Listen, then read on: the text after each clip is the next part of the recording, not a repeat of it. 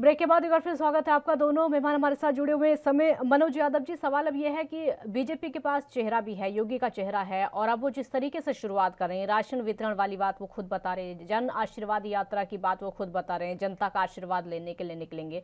योगी के चेहरे को टक्कर देने के लिए आपके पास क्या है? हमारे राष्ट्रीय अध्यक्ष और पूर्व मुख्यमंत्री उत्तर प्रदेश के, उस चेहरे के आगे उत्तर प्रदेश की राजनीति में नहीं, देश की राजनीति में कोई चेहरा नहीं। जो कहते हैं वो करते हैं। और राजनीति में एक जो लोगों के प्रति सम्मान होता है, और राजनीति में जिस शिष्टाचार की बात होती है, और राजनीति में जो एक दायरा मेंटेन रखा जाता है विपक्ष के साथ, उन सारी बातों से परिपूर्ण है।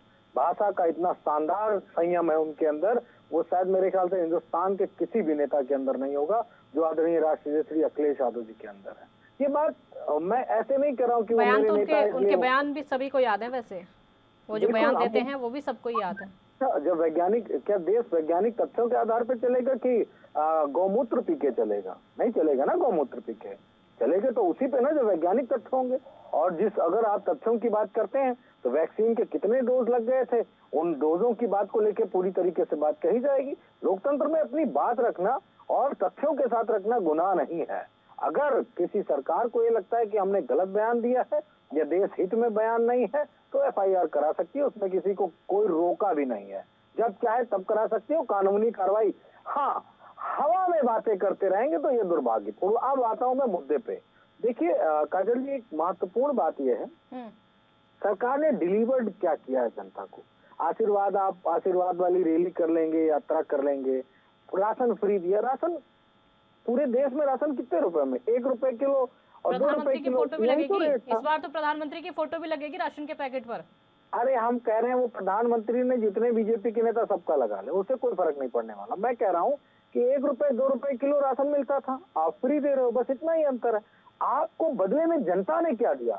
2014 का चुनाव दिया, 2017 का चुनाव दिया, 2019 का चुनाव दिया, फिर पंचायत के अध्यक्षों का चुनाव आपने जीत लिया उसी दम पर। मेयर का चुनाव आपने उत्तर प्रदेश में जीता, जो बड़ा बजट है मेयर का। पंचायत का भी आपने जीत लिया। अब क्या बचा? एक सेकंड राजन जी, मैं कह रहा हूँ सब कुछ आपने जीत लिया, बदले में जनता को आपने क्या दिया? सिर्फ फ्री राशन। इसी को ही डेवलपमेंट माना जाएगा। और जो शौचालय आपने दिए, मैं खुद कह दे रहा हूँ, उन शौचालय का अगर आज एबीएन न्यूज जाके उनका मौके पे देख ले तो उसमें 75% शौचालय खत्म हो चुके हैं। खत्म मीन्स उनकी क्वालिटी, उनका बनाने का तरीका। मेरे मोबाइल में व्हाट्सएप पे अगर एबीएन मांगे न्यूज तो मैं उनको भेज सकता हूँ फोटो। मैं अपने ननिहाल गया था मामा जी के घर, जब मैंने एक लाइन से देखा तो किसी में भूसा भरा है, किसी में उपले भरे हैं, किसी में ऐसे गंदगी पड़ी, कोई नहीं चल रहा। क्यों? क्योंकि वो क्वालिटी वाले टॉयलेट नहीं थे। खैर उस पर भी नहीं जाता मैं कहता हूँ जनता की जो मूलभूत सुविधाएं, क्या स्वास्थ्य सेवाएं मिली जनता को? का एहसान नहीं चुका पाए बीजेपी वाले। ठीक है, आपके सवाल को आगे बढ़ाती हूँ। अश्विनी शाही जी, पब्लिक का एहसान तक मतलब नहीं चुका पाए आप लोग। 2014 आप लोगों ने जीत लिया, 17 जीत लिया, 19 जीत लिया, पंचायत इलेक्शन हुआ, आपको इतना कुछ पब्लिक ने दे दिया, लेकिन आप सिर्फ फ्री राशन देंगे जो कि 1-2 रुपए किलो बिकता था। एहसान भी नहीं चुका पाए आप। काजल जी, अभी मनोज जी सारी चीजें हमारी बता गए, उसके बाद कह रहे हैं कि आप लोग फ्री राशन 1 रुपए 2 रुपए किलो का दे रहे हैं। उन्होंने हमारी बताई, आपकी उपलब्धियां बताई, लेकिन बदले में आपने पब्लिक को क्या दिया वो भी उन्होंने बताया कि आपने कुछ नहीं दिया। अभी उन्होंने एक कहा, आपने ध्यान नहीं दिया लग रहा काजल जी। उन्होंने कहा कि इन्होंने शौचालय बनवाया, उसमें उपले भरे हैं और भूसा भरा है। आप बताइए, अगर उपले भरे हैं उसमें या भूसा भरा है, इसमें मुद्दे पर वापस आते हैं। दोनों मेहमान इस समय हमारे साथ बने हुए हैं। अश्विनी जी, आप अपनी बात पूरी करिए। देखिए, मैंने अभी कहा, मनोज जी की बातों का जवाब मैंने दिया कि ये शौचालय बने हुए हैं, सरकार ने शौचालय बनवाया, उसमें अब जनता उपले भरे, जनता उसमें रहने लगे, जनता उसमें भूसा रखे। अब सरकार तो सबको ये कहेगी नहीं। सरकार ने तो कहा है कि अगर गाँव में कहीं भी प्रधान के लिए, वहाँ के इलाके के लेखपाल को, वहाँ के लिए सरपंच को, जो भी है वहाँ कहा है सबको कम से कम खुले में शौच जाने पर रोक लगाना चाहिए। और रोक लगाने का कार्यक्रम बहुत ज्यादा तक हो चुका है। ये देश में शौचालय देने का काम हम लोगों ने किया है, जो बहुत आवश्यकता है। उत्तर प्रदेश में हमने क्या दिया है? 2017 के पहले 12 मेडिकल कॉलेज हुआ करते थे उत्तर प्रदेश में। आज 17 मेडिकल कॉलेज चालू अवस्था में है और बाकी बनाए जा रहे हैं पीपीपी मॉडल पर। ये हमने दिया है। उत्तर प्रदेश में 5, जिसमें 2 हम चालू कर दे रहे हैं और 3 में काम जारी है। हम हाईवे देने का काम कर रहे हैं, एक्सप्रेस वे देने का काम कर रहे हैं। हमने उत्तर प्रदेश में बाहर से जो हम इन्वेस्टमेंट ला रहे हैं, वो बाराबंकी में ब्रिटानिया की कंपनी को ले लिया जाए और नोएडा में मोबाइल कंपनी को, इस बीच में बुंदेलखंड भी पड़ता है जहां पर कई जगह की कंपनियां आकर अपना इंडस्ट्रियल वो लगा रही हैं। हमने ये देने का, हमने कोई गलत वायदे नहीं किए हैं। हमने वही में पूछा ही ना, देखिए मुद्दे पर जवाब नहीं देते हैं। सैफई में जो नृत्य होता था जन्मदिन के अवसर पर, उसका सरकारी बजट क्या था, सपा के नेता ये बताने का काम करें। आज हमारे यहाँ जो काम हो रहा है वो मैं बता रहा हूँ। शामली से लेकर और देवरिया तक मेडिकल कॉलेज की लाइन लग गई है। आज हमारे यहाँ डॉक्टर प्रोड्यूस होंगे, वहां से डॉक्टर निकलेंगे। हमने रोजगार देने का काम किया है। इन लोगों ने 2 लाख भी नहीं दिया, हमने 6.5 लाख सरकारी नौकरी तो घोषित कर दी। अश्विनी जी, अब वो बोलते हैं आपका रोजगार सिर्फ कागजों तक सीमित है। क्यों? हम जब खुल के कहते हैं, जब हम सड़क पर चौपाल लगाकर वहां पर बांट रहे हैं, तो इनके कहने से थोड़ा ही होता है। हम चौपाल लगाकर नियुक्ति पत्र दे रहे हैं। हमारे माननीय मंत्री, माननीय सांसद, माननीय विधायक, माननीय मुख्यमंत्री जी, सब लोग वहां पर चौपाल लगाकर हम लोग दे रहे हैं। इनकी तरह आजम खान ने घोटाला कर दिया, इंजीनियर भरा, उसके बाद सब घोटाला सबको पता है क्या हुआ, कैसे इंजीनियर भरे गए। ये लोग करते हैं। अनिल यादव, लोक सेवा आयोग, ये सपा की देन थी। कितने भ्रष्टाचार उस समय थे शिक्षा और नौकरियों में, बता दे कोई कहीं नौकरी में कोई भ्रष्टाचार हुआ है? हमने 1 करोड़ से 1.5 करोड़ से ऊपर लोगों को MSME में और स्टार्टअप में हमने सबको जो है रखा है। हमने 1 करोड़ 80 लाख मनरेगा में हमने जो है रखा, जो हमारे अप्रवासी भारतीय है उसकी स्किल मैपिंग कराकर जो हमारे भारतीय बाहर से आए हैं कोरोना काल में। तो हमने काम कर चारों तरफ। माननीय योगी आदित्यनाथ जी के कर्मयोगी हैं वो, उनका कहीं कोई सानी नहीं है। और 4-4.5 साल घरों में बैठकर ट्विटर पर हैंडल चलाने वाले अखिलेश यादव मुकाबला करेंगे, बहन मायावती मुकाबला करेंगी। वो तो अपने महल से निकलती है और यहाँ आती है। क्या मतलब है? कर्मयोगी चाहिए उत्तर प्रदेश को, आज मिला हुआ है और जनता इसको वापस नहीं जाने देगी। ना पहले कभी मिला था, ना है, ना होगा। कारण ये कि डबल इंजन की सरकार लेके भी जो इंसान एक एक्सप्रेस वे नहीं 5 साल में पूरा कर पाया, वो मुख्यमंत्री किस लायक का वो मुख्यमंत्री। और आपने अभी शाही जी को मैं धन्यवाद दूंगा, उन्होंने कहा कि खैर बड़े बीजेपी के 32 बताते मेडिकल कॉलेज बन चुके हैं। 12 चल रहे थे, 17 कार्यरत हैं, यानी कि 5 और चल गए। 5 किसके बनवाए हैं, किसने आधार शिला रखी थी, किसका काम था? बीच में मत बोलिए प्लीज, अनुरोध है, आप बीच में मत बोलिए। अभी नहीं, अभी रुक जाइए साहिब। आखिर वो कौन लोग हैं जिनका वो काम किसने किया? अरे प्लीज, मैं अनुरोध करता हूँ आपसे, रिक्वेस्ट करता हूँ, बड़े भाई हैं हमारे, इतना थोड़ा सा धैर्य रखिए, हमको भी बात कहने दीजिए। मैं मुद्दों से बिल्कुल नहीं हटूंगा। जवाबदेही जनता ने बीजेपी की तय की, वो भी डबल जवाबदेही, और अब तो 4 वाली जवाबदेही है, पंचायत लेवल तक भी पूरी जवाबदेही। क्या सरकार ये बताएगी कि आज योगी आदित्यनाथ ने उनके आदेश पे 582 एम्बुलेंस कर्मियों को बर्खास्त कर दिया गया? वो अपनी तनख्वाह जो बढ़ी हुई, जो उनकी 13,700 रुपए तनख्वाह थी, उसको घटा के 10,000 रुपए कर दिया। क्या यही पैमाना आपका रोजगार देने का है कि आप 550-600 लोगों के घर का खाना बंद कर दो? आप कौन सा, उनको भी फ्री राशन पे लाना चाह रहे हो क्या, कि आप बेटा सिर्फ फ्री राशन लो और खाओ और बच्चों को जिलाओ? इसके अलावा आप अपना जो जीवन है उसमें नमक, तेल, पानी, बच्चों की फीस। आपकी बात पूरी करेंगे, एक ब्रेक के लिए रुकना होगा, छोटा सा ब्रेक यहाँ पर लेते हैं, जल्द हाजिर होंगे।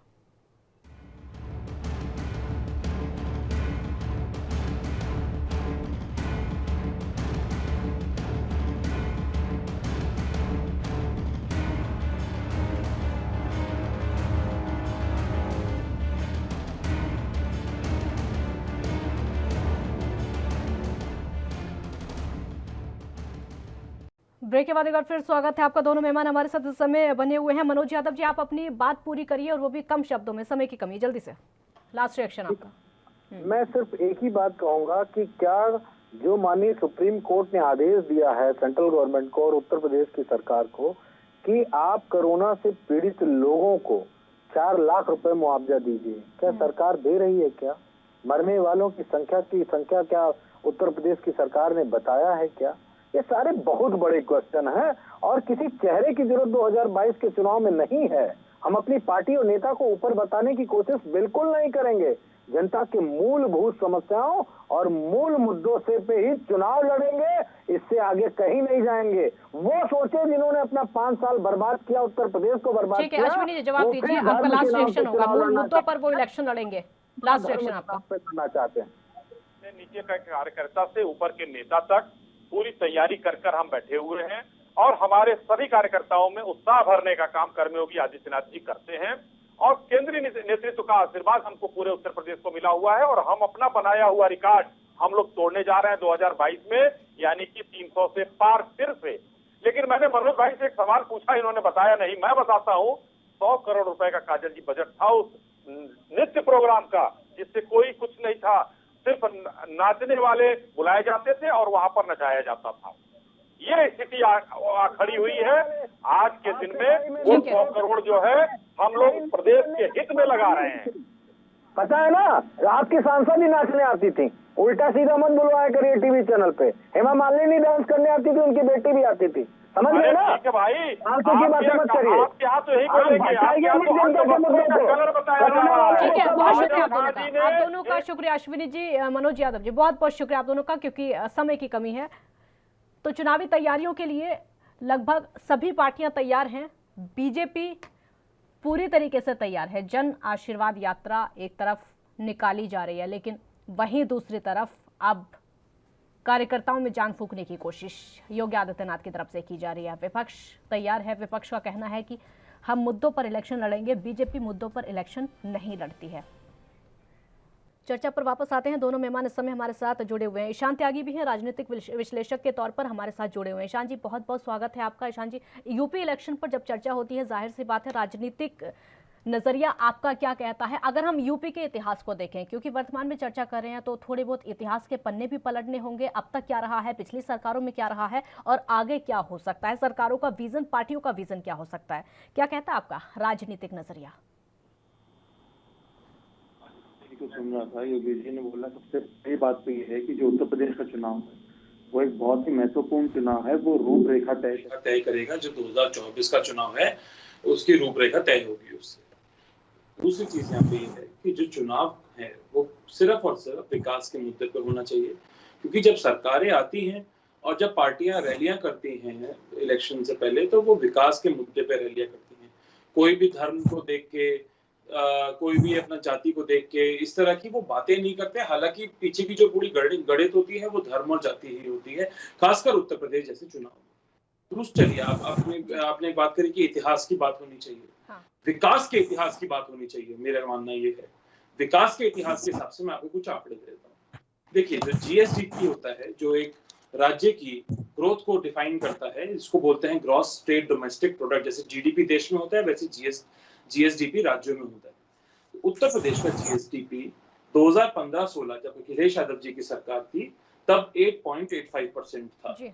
उसके बाद 2016 और 17 में जब अखिलेश यादव जी की सरकार थी और 17 में उनकी सरकार जब चली गई, तो उत्तर प्रदेश का जीएसडीपी लगभग 11% के आसपास था, जो कि बहुत बड़ा चेंज है और बहुत बड़ा विकास है उत्तर प्रदेश में। उसके बाद देखिए, योगी जी की सरकार 2017-18 में जो उत्तर प्रदेश का जीएसडीपी है वो 7.24 था, यानी कि लगभग आप लगा लीजिए 7% के आसपास था, जो कि 3% का गिरावट है एक साल के अंदर। मान लिया हमने कि योगी जी उस टाइम नए थे, सरकार एडजस्ट होने में टाइम लेती है, थोड़ा सा प्रशासन एडजस्ट होने में टाइम लेता है, लेकिन उसके बाद तो क्या होना चाहिए, एक साल में आपको एडजस्ट हो गए, इस बार आपका जीएसडीपी बढ़ जाना चाहिए। 2018-2019 में उत्तर प्रदेश का जीएसडीपी में सबसे बड़ी गिरावट आई और गिरावट आने के बाद उत्तर प्रदेश का जीएसडीपी 5.33% हो गया। इसका मतलब ये है कि लगभग 2 से 2.5 साल में उत्तर प्रदेश की जो ग्रोथ है वो आधी हो गई योगी की सरकार में। अब ये क्यों हुआ? ये हुआ इसलिए है क्योंकि जब आप आए, आप विकास का मुद्दा लेकर आए, आप गुड गवर्नेंस का मुद्दा लेकर आए कि हम गुड गवर्नेंस करके दिखाएंगे, लेकिन मुद्दे सारे भटक गए। मुद्दे चले गए हिंदू मुसलमान पे, मुद्दे चले गए लव जिहाद लॉ बनाने के लिए, मुद्दे चले गए जिस तरह से हमने देखा कि हाथरस और उन्नाव में हुआ, जिस तरह से उस टाइम गैंगस्टरों को, मैं गैंगस्टर ही बोलूंगा ऐसे लोगों को, जिस तरह से गैंगस्टरों को बचाया गया, उसमें मुद्दे चले गए, जिस तरह से ब्राह्मणों की हत्याएं हुई उत्तर प्रदेश में, तो ये सब मुद्दे सरकार भूल गई कि विकास का मुद्दा सब हवा हवाई हो गया। लेकिन अब फिर से हुंकार भरी है योगी जी ने। तो देखिए आगे आगे क्या होता है, देखिए विपक्ष क्या करता है, क्योंकि सबसे जो बड़ी इस टाइम रोल है वो विपक्ष को प्ले करना पड़ेगा। विपक्ष को सड़क पे उतर के, धरातल पे उतर के लोगों को कनेक्ट करना पड़ेगा। लोगों को विकास के जो मुद्दे, जो वादे योगी सरकार ने किए थे, उनको वापस वो गिनवाने पड़ेंगे और योगी सरकार से प्रश्न पूछने पड़ेंगे। और उसके बाद लोगों को जोड़ के, वो लोगों के ऊपर है आखिर में कि उनको विकास के मुद्दे चाहिए थे या फिर उनको ये धर्म के मुद्दे चाहिए थे। जी बिल्कुल। योगेश सोनी जी, विकास और रोजगार, इन दो मुद्दों को लेकर इस समय बीजेपी चल रही है। हम बोल भी रहे हैं बार बार, अभी कुछ ही दिन पहले पूरा डेटा पेश किया गया था कि हमने जितनी नौकरियां दी हैं उतनी बसपा और सपा सरकार ने नहीं दी हैं। विकास की बात बार बार योगी सरकार करती है, ये हम रोजाना देख लेते हैं। क्या उसके दम पर लग रहा है कि सरकार रिपीट कर पाएगी? देखिए, मैंने क्या कहा कि जो मौजूदा सरकार होती है उसके लिए चुनौतियां बाकी सरकारों से, बाकी दलों से, बाकी पार्टियों से ज्यादा बड़ी होती है, क्योंकि उनको अपनी सीट बचानी है। उत्तर प्रदेश के परिवेश की अगर हम बात करें तो इतनी बड़ी 404 विधानसभा सीट का जितना बड़ा ये राज्य है, इसमें बहुत सारी चीजें ये मान के चलिए कि उत्तर प्रदेश को जीतने या उसको भेदने का अर्थ ये है, ये अपने आपने लगभग 30 से 35% देश को भेद दिया। लेकिन बिहार और उत्तर प्रदेश दो ऐसे राज्य हैं जो जाति, धर्म, इनके आधार पर वोट की होती है, और जनता भी जो है वो मतलब जिसे बोलते हैं जाति पे रुझने का काम करती है, उस ओर आकर्षित होती है। बहुत सारी ऐसी चीजें हैं कि एंड टाइम पे कौन कब कहां पलटा मार दे। बात रहती है विकास रोजगार की। देखिए, इस बात में कोई दोहराई नहीं है कि विकास रोजगार की जो स्थिति है वो उत्तर प्रदेश में कोरोना संकट की वजह से और अन्य कुछ मामलों की वजह से दब गई। क्योंकि उत्तर प्रदेश में जब भी कोई ऐसी बात आती है तो वो धर्म या बाकी चीजों को लेके आती है, लेकिन विकास के नाम पर जब कोई चर्चा सरकार से होती है या वो गिनवाते हैं, मुझे नहीं पता वो आंकड़े में किस कदर तरक्की करके बताते हैं कि उन्होंने ज्यादा नौकरी दी। लेकिन हाली स्थिति ये है कि इस समय हालात तो देखिए, उत्तर प्रदेश के देश के बद से बदतर है। जीवन संचालन प्रक्रिया बहुत कठिन हो चुकी है एक आम आदमी की। आपको बात सुन के बड़ा आश्चर्य होगा, जिस जमाने के उदाहरण के तौर पे अगर किसी की तनख्वाह 2 साल पहले 50,000 रुपए थी, कंपनी इतना ब्लैकमेलिंग लाचारी करती है उस एम्प्लॉय के साथ कि उसको 15 या 20,000 रुपए में काम करना है तो कर लो, मरता क्या नहीं करता की तर्ज पर वो आदमी जिंदगी जीता है, नौकरी करता है, काम करता है, क्योंकि इसके लिए ना कोई लॉ है, ना कोई नियम है, ना कोई कानून है। उधर कंपनियों की स्थिति भी सही नहीं है, वो ऐसा हवाला देते। लेकिन इस ओर सरकार का मुझे लगता है थोड़ा ध्यान देना और काम करना बहुत जरूरी है।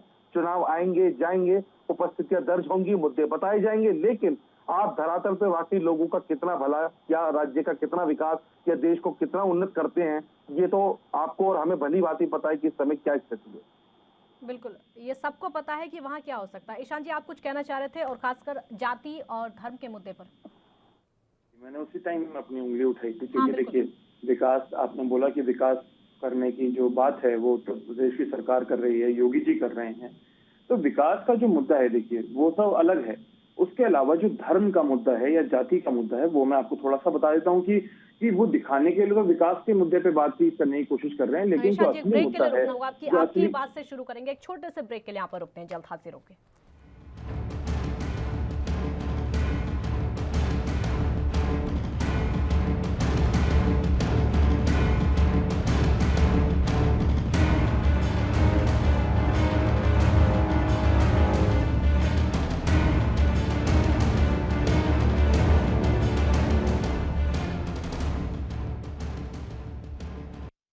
ब्रेक के बाद एक बार फिर स्वागत है आपका। दोनों मेहमान इस समय हमारे साथ बने हुए हैं। ईशान जी, अपनी बात आप पूरी करिए।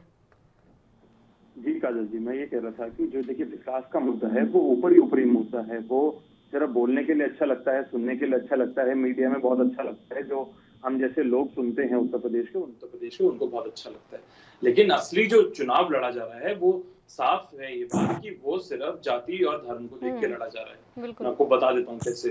देखिए जाति को कैसे लड़ा जा रहा है। अभी 7 मंत्री बने, मोदी जी ने चीख के बताया पार्लियामेंट में कि जब मंत्री बनते हैं, ओबीसी मंत्री बनते हैं, तो विपक्ष को बहुत दिक्कत होती है। वो उनका इंट्रोडक्शन करवाना चाहते थे पार्लियामेंट में। दूसरी चीज यहाँ पे ये है कि धर्म का मुद्दा देखिए, लव जिहाद लॉ आया, उसके बाद हमने देखा कि कैसे सीए और एनआरसी पे जब प्रोटेस्ट हुए तो लोगों को खदेड़ा गया उत्तर प्रदेश में। तीसरी चीज यहाँ पे आप ये देख लीजिए, जो ये 2 चाइल्ड पॉलिसी या फिर ये जो छूटछाट का जो लॉ लाने की कोशिश कर रहे हैं, ये सब अपने जो हिंदू लोग हैं उन लोगों को सिर्फ एक आह्वान है कि ये जो पूरी प्रक्रिया योगी सरकार अपना रही है वो ये है कि मुस्लिमों को टारगेट कर रहे हैं ये। तो इस तरह से जो चीजें हैं वो की जा रही हैं धरातल पे। बोलने सुनने के लिए विकास की बात है। आप देखें, अभी मैं एक ऐड देख रहा था, आप ही के चैनल पे भी वो ऐड है और वो कई जगह पे है, आप ही के चैनल पे नहीं, वो पूरे भारत में कई जगह दिखाया जा रहा है। यहाँ तक कि कर्नाटक में उसके पोस्टर लग गए कि यूपी जो है वो स्मार्ट सिटी बनाने में नंबर 1 है। आप देख लीजिए आकर यहाँ पर, आप बनारस का हाल देख लीजिए, आप कानपुर का हाल देख लीजिए, गाजियाबाद का हाल देख लीजिए, आप किसी भी बड़े से बड़े, आप लखनऊ का हाल देख लीजिए, किसी भी बड़े से बड़े शहर का हाल देख लीजिए। लोगों को अच्छी शिक्षा की सुविधाएं नहीं मिल पाई। हेलो, हाँ बिल्कुल, आपकी आवाज आ रही है, आप बोलिए। आपकी आवाज आ रही है, आपकी आवाज आ रही है शान जी, आप बोलिए, अपनी बात रखिए। आप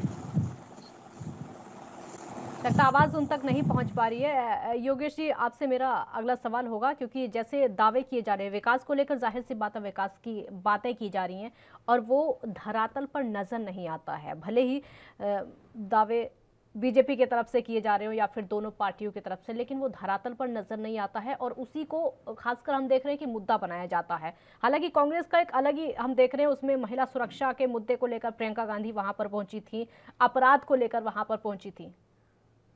योगेश जी, अपराध और महिला सुरक्षा की बात करें तो ये तो एक बड़ा मजाकिया सी घटना और एक बात लगती है, क्योंकि अगर हम बात करें जहां तक लाइटें हैं महिला वहां तक भी सुरक्षित नहीं है। और हम यदि गांव कस्बों और ऐसे जिलों की बात करें जहां आज भी महिला को कुछ नहीं समझा जाता और वहां कोई सुरक्षा की बात नहीं है, महिलाएं वहां भी सुरक्षित नहीं है जहां पर कांग्रेस की सरकार है। सबसे बड़ी बात यह है कि कांग्रेस इस मुद्दे को लेकर जाती है और जहां कांग्रेस की सरकार है वहां भी महिलाएं सुरक्षित नहीं। देखिए, ये जो बातें हैं ना, ये सिर्फ करने के लिए होती है। और आप ये देखिए बीजेपी इस बार क्या कर रही है, ये उन 70 आपको रोकूंगी योगेश जी, आपको रोकूंगी। मुख्यमंत्री योगी आदित्यनाथ दिल्ली पहुंचे हुए हैं, तस्वीरें सीधी आपको दिखाते हैं। ये तस्वीरें आपके सामने, जेपी नड्डा के साथ में मुख्यमंत्री योगी आदित्यनाथ। ये देखिए तस्वीरों में आपके सामने राष्ट्रीय अध्यक्ष बीजेपी के जेपी नड्डा, स्मृति ईरानी भी यहाँ पर मौजूद हैं और मुख्यमंत्री योगी आदित्यनाथ भी यहाँ पर मौजूद हैं मंच पर। सभी तस्वीरों में आपके सामने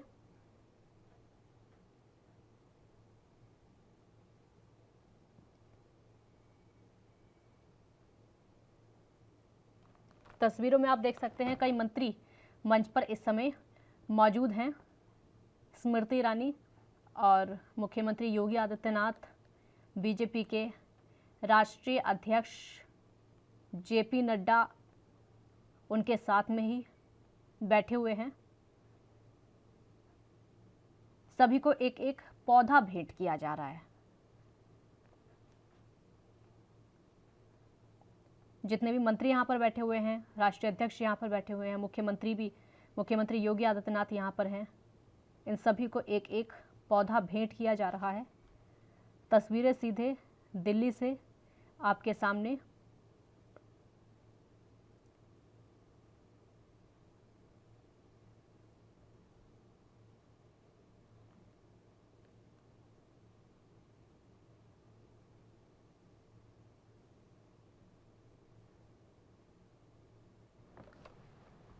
सीधे दिल्ली से तस्वीर आपके सामने, एक एक पौधा भेंट करते हुए और पटका पहनाते हुए तस्वीरें। बीजेपी के कई दिग्गज यहां पर मौजूद हैं, पुष्प भेंट करते हुए। मुख्यमंत्री योगी आदित्यनाथ यहां पर, बीजेपी के राष्ट्रीय अध्यक्ष जेपी नड्डा। और मुद्दे पर वापस आते हैं। योगेश सोनी जी, अपनी बात पूरी करिए, क्योंकि लगातार जो मुद्दों की बातें हो रही, चाहे वो अपराध हो, महिला सुरक्षा हो या विकास हो, ये सिर्फ बातों में हम देख पाते हैं।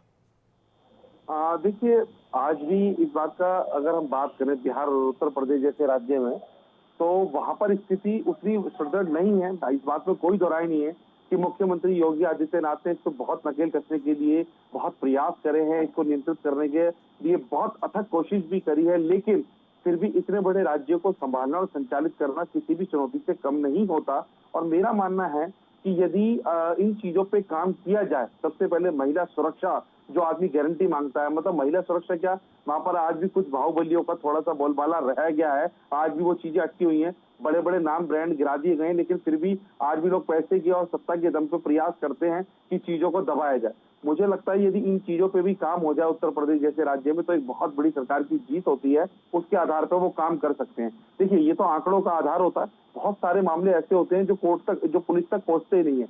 या तो वो मामले दबा दिए जाते हैं या उसके लिए कुछ ऐसा कर दिया जाता है कि वो पुलिस तक पहुंचे ही ना। तो बहुत सारी बातें ऐसी हैं जिनको लेकर सरकार को चलना होगा। और अभी तो देखिए, बिल्कुल चुनाव सर पे खड़े हैं, तो अपनी विकास, सुरक्षा या ऐसे वो मुद्दे जो जनता को समझा पाए, रुझा पाए। देखिए, उत्तर प्रदेश की जनता ने ये तो साबित कर दिया कि वो रिपीट नहीं करते। सब बसपा बड़ी आक्रामक सरकार के रूप में मायावती निकली, फिर सपा एक शिक्षित और एक युवा ब्रांड के रूप में अखिलेश यादव रहे, फिर उसके बाद योगी की सरकार ये भी अपने आप को एक धार्मिक आधार पे एक आक्रामक उन चीजों को नियंत्रित करने के लिए इनका भी एक आक्रामक व्यवहार, आक्रामक नीति रही, आक्रामक शैली रही। लेकिन सच्चाई क्या है ये सबको पता रहता है। कोरोना को लेकर सरकार के पास बहुत सारी चीजें हैं जिससे वो ये कह सकते हैं कि चलिए कोरोना था, हम रोजगार नहीं दे पाए, उसमें व्यस्त ये रहा वो रहा। लेकिन फिर भी जो जनता है वो कुछ चाहती है, वो कुछ मांगती है, वो उसको देना पड़ता है। और देखिए, सरकार, जनता का मूड कब कहाँ बदल जाए ये नहीं कहा जा सकता हिंदुस्तान जैसे देश में।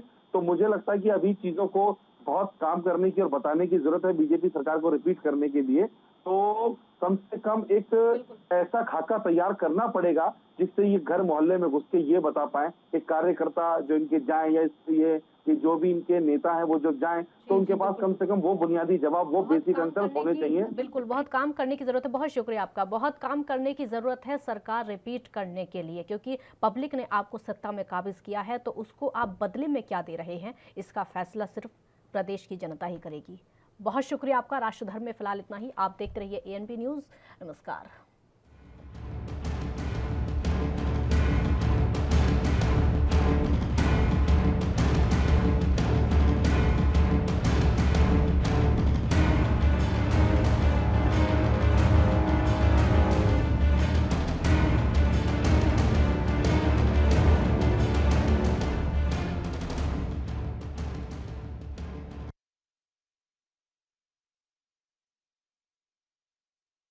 नमस्कार, आप देख रहे हैं एएनबी न्यूज। मैं हूं आपके साथ काजल ठाकुर। राष्ट्रधर्म की शुरुआत करेंगे और अब राष्ट्रधर्म की शुरुआत करते हैं। उत्तर प्रदेश के मुख्यमंत्री योगी आदित्यनाथ ने बीजेपी कार्यकर्ताओं से राज्य में आगामी विधानसभा चुनाव की तैयारियों में युद्ध स्तर पर जुटने का आह्वान किया है। बागपत के दौरे पर आए योगी आदित्यनाथ ने बीजेपी पदाधिकारियों और कार्यकर्ताओं के साथ बैठक में आगामी विधानसभा चुनाव के मद्देनजर पार्टी को बूथ स्तर तक बेहद मजबूत करने के निर्देश देते हुए कहा कि चुनाव के लिए अभी से युद्ध स्तर पर तैयारी की जाए। मुख्यमंत्री ने प्रधानमंत्री योजना के तहत लोगों को निःशुल्क दिए जाने वाले राशन वितरण पर कहा कि इस बार 5 अगस्त को सभी राशन डीलर्स के यहां पर पार्टी पदाधिकारियों द्वारा पहुंचकर राशन वितरण करवाया जाएगा। उपभोक्ताओं को अलग से एक बैग में राशन दिया जाएगा जिस पर प्रधानमंत्री नरेंद्र मोदी की फोटो भी लगी होगी। उन्होंने पार्टी कार्यकर्ताओं से कहा कि वो क्षेत्र में जाकर लोगों की समस्याओं को सुने और उनका समाधान कराएं और लोगों को कोविड-19 प्रोटोकॉल का पालन करने और टीकाकरण कराने के लिए प्रेरित करें। योगी ने दावा किया है कि बागपत ने पिछले 4 सालों में जितनी तरक्की की है उतनी पहले कभी की ही नहीं थी। प्रदेश में हुई 1,33,000 पुलिसकर्मियों की भर्ती में बागपत के लगभग हर गांव का नौजवान भर्ती हुआ है। उन्होंने कहा कि रमाला चीनी मिल दोगुनी क्षमता से चल रही है और मेरठ बागपत सोनीपत राष्ट्रीय राजमार्ग का निर्माण करवाया गया है। इससे पहले मुख्यमंत्री ने महिला अस्पताल पहुंचकर कोविड-19 टीकाकरण कार्य का निरीक्षण किया, जरूरी दिशा निर्देश दिए और आपको ये भी बता दें कि जो ऑक्सीजन प्लांट वहां पर हो रहा है उसका भी निरीक्षण किया। सीएम ने इस दौरान सरकार की उपलब्धियां गिनाई। क्या कुछ कहा वो आपको सुनवा देते हैं।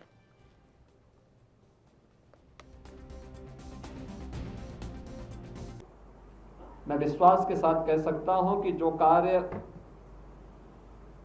यहां पे 65 से 70 वर्षों में नहीं हो पाया, वह कार्य पिछले 4 वर्ष का कार्यकाल प्रदेश सरकार का और 7 वर्ष का कार्यकाल केंद्र सरकार का है। इस दौरान बागपत में सब देखने को मिल रहा है। मैं बागपत वासियों को इसके लिए हृदय से बधाई देता हूं। यहाँ के जनप्रतिनिधियों के द्वारा जो प्रयास हुआ है, हमारे माननीय सांसद जी, हमारे तीनों विधायक, संगठन के पदाधिकारी, ये सभी लोग जिस प्रतिबद्धता के साथ कार्य कर रहे हैं, जनता की सेवा कर रहे हैं, बागपत वासियों की सेवा कर रहे हैं, वह बहुत बहुत साधुवाद के पात्र हैं। आज ये जनपद है और जनपद के रूप में बागपत ने वास्तव में वह स्थान हासिल किया है पिछले 4 से 7 वर्ष के दौरान कि इंद्रप्रस्थ इसके सामने मात खा रहा है। यानी कभी इंद्रप्रस्थ को लेकर के महाभारत हुआ था, लेकिन आज बागपत ने पिछले 4 वर्ष के दौरान जितनी विकास की योजनाएं केंद्र और प्रदेश सरकार की यहां पर आई हैं वो अद्भुत है। जनप्रतिनिधियों का ये प्रयास सार्थक दिशा में गया है और मैं इसके लिए उनका अभिनंदन करता हूं। बागपत के अपने सभी वासियों को मैं इस बात के लिए भी धन्यवाद दूंगा कि यहाँ का नौजवान आज सरकारी नौकरियों में अपना अच्छा स्थान बना रहा है। उत्तर प्रदेश के अंदर जब पुलिस भर्ती निकली थी, अलग अलग फेज में पुलिस की भर्ती हो रही थी, तो मैं देख रहा था कि बागपत के विभिन्न गांवों के नौजवान जो पहले सड़कों पर प्रैक्टिस तो करते थे लेकिन कभी उनकी भर्ती नहीं हो पाती थी, लेकिन 1,37,000 से अधिक पुलिस की भर्ती हम लोगों ने की। उसमें पुरुषों में भी और महिलाओं में भी मुझे लगता है कमोबेश बागपत के हर गांव का नौजवान भर्ती हुआ है। ऐसे ही सरकारी सेवाओं में भी अब एकाधिकार समाप्त है। हर नौजवान, हर बालिकाएं उन सरकारी सेवाओं में जा सकती हैं, उसका लाभ उन्हें प्राप्त हो सकता है और यह यहाँ पर देखने को मिला है। यहाँ पर केंद्रीय विद्यालय का निर्माण, यहाँ पर छपरौली में यमुना नदी पर पुल का निर्माण, दिल्ली सहारनपुर राष्ट्रीय राजमार्ग का निर्माण, रमाला चीनी मिल चौधरी चरण सिंह जी की भूमि है और दशकों से मांग हो रहा था, लेकिन एक साथ एक मुश्त पैसा देकर के इस चीनी मिल का पुनरुद्धार किया गया। आज वह पहले की तुलना में दुगनी क्षमता से चल रही है और किसानों के जीवन में एक नया परिवर्तन लाने का कार्य कर रही है। इनमें हमारी निगरानी समितियां हैं, आशा वर्कर हैं, आंगनबाड़ी हैं, इन सब ने जनता जनार्दन के साथ मिलकर के बहुत अच्छा काम किया और उसका परिणाम दिखाई भी दे रहा है। सबसे बड़ी आबादी का राज्य होने के बावजूद उत्तर प्रदेश कोरोना जैसी महामारी को नियंत्रित करने में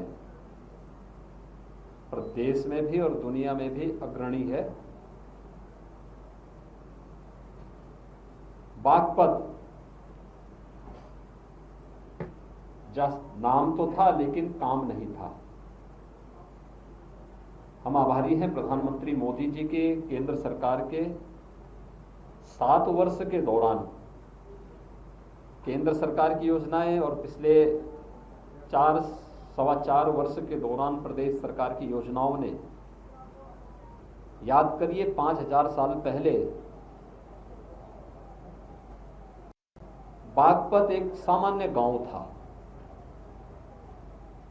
और महाभारत के दौरान भगवान कृष्ण ने पांडवों की ओर से जिस एक गांव की मांग की थी, 5 गांवों में से एक गांव बागपत भी था। एक छोटे से ब्रेक के लिए यहाँ पर रुकते हैं। ब्रेक के बाद चर्चा लगातार जारी है, कुछ मेहमान हमारे साथ जुड़ेंगे।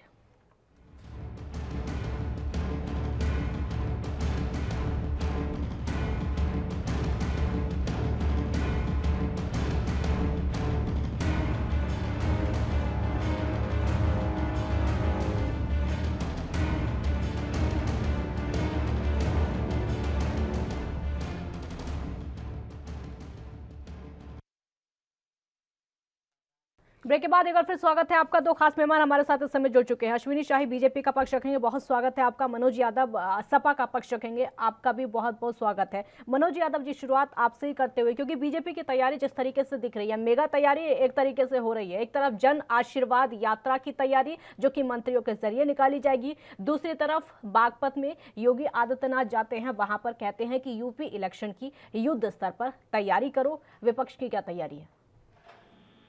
देखिए, विपक्ष उत्तर प्रदेश के 2022 के चुनाव को लेकर पूर्णतः कमर कस चुका है। जो हमें एक्विजिशन बनाने हैं 2022 को लेके, वो भी लगभग हमारे पूरे हो चुके हैं। उसको एक मूर्त रूप में या कागजों में उतारने की फॉर्मेलिटी मात्र बची है। जिस दिन चुनाव की डेट फिक्स हो जाएगी या जब सरकार डिसाइड कर लेगी, निश्चित तौर पे विपक्ष उसको मजबूती से लड़ेगा।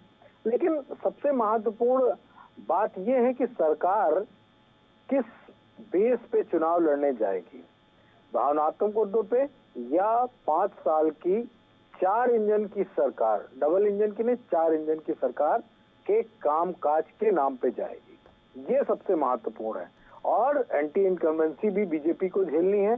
जनता से जो अपने संकल्प पत्र में वादा किया था काजल जी, वो सबसे महत्वपूर्ण है।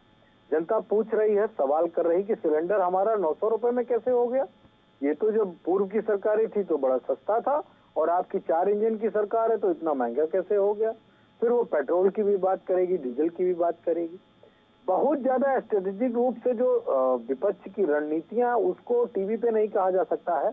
लेकिन एक बात मैं कह सकता हूं, जो शायद हो सकता है आपको भी मेरी बात हास्यप्रद लगे। हमको अगर मौजूदा सरकार ट्विटर वाला, फेसबुक वाला समझती है तो उसको हम कोटि कोटि प्रणाम करते हैं, नमन करते हैं। आप ऐसे समझते रहिए, विपक्ष को जो अपनी काम काज जो कुछ करना है वो पूरी मजबूती के साथ कर रहा है। अश्विनी शाही जी, कई ऐसी बातें हैं जो कि विपक्ष की तरफ से कही गई। हालांकि आपकी तरफ से तैयारी पूरी है, चेहरे को लेकर तो मजबूती आपके साथ है ही, लेकिन दूसरी तरफ जन आशीर्वाद यात्रा आप शुरू करने वाले, आपका रिएक्शन पहले। देखिए काजल जी, जन आशीर्वाद यात्रा हम निकाल रहे हैं। जनता का आशीर्वाद हमको 2017 में मिला और 2022 में भी उसी जनता के आशीर्वाद के साथ हम फिर से अपना ही रिकॉर्ड तोड़ेंगे। विपक्ष मुगालते में रहे, ये लोग प्रदेशों में जो उत्तर प्रदेश की जो सरकार चल रही है उसके कर्मयोगी माननीय योगी आदित्यनाथ जी से, मतलब एक व्यक्तित्व की मैं बात कर रहा हूँ। सरकार को छोड़ दीजिए, पीछे सरकार के तो बहुत से अनूठे जो है प्रयोग है कि जिसके आगे जो है विपक्ष धाराशायी हो चुका है, लेकिन अकेले माननीय योगी आदित्यनाथ जी का मुकाबला करने वाला कोई है नहीं। जिस गति से, जिस तीव्रता से वो चीजों को करते हैं, वो जिस हिसाब से पूरे प्रदेश का दौरा करके अपने कार्यकर्ताओं में तो जो भरते ही भरते हैं, वहाँ के जो लोग निवासी हैं उनका हालचाल लेना, उनके यहाँ जाना, वहाँ पर पूछना दवाई मिली कि नहीं मिली, पानी मिला कि नहीं मिला, इंजेक्शन लगा कि नहीं लगा। यहाँ अभी हमारे मनोज भाई कह रहे थे कि हम लोग ट्विटर और उसके हैं, तो 4.5 साल अखिलेश जी कहीं बाहर निकले हैं घर से? मैं एक रिपोर्ट देख रहा था जसवंत नगर का और सैफई का। वहाँ के लोग जो निवासी हैं वो लोग कह रहे हैं कौन अखिलेश यादव कहाँ आते हैं? एक है, और सच्चाई उन्होंने कहा कि माननीय मुलायम सिंह जी हमारा नेता हैं, थे और रहेंगे। वोट हम भाजपा को दें, सपा को दें, वो अलग चीज है, लेकिन मुलायम सिंह यादव जी वहाँ हमारे नेता थे और उनके वजह से हमारा नाम है। लेकिन आज अखिलेश यादव को पूछने वाला उनके गांव में नहीं है। वो कह रहे थे कि नृत्यांगनाओं का नृत्य होता था, वो सरकारी बजट, जरा मैं मनोज भाई से पूछना चाहूंगा कितना बजट होता था? उन सारे बजट को घटाकर विकास में लगाने का काम भारतीय जनता पार्टी की योगी सरकार ने किया है।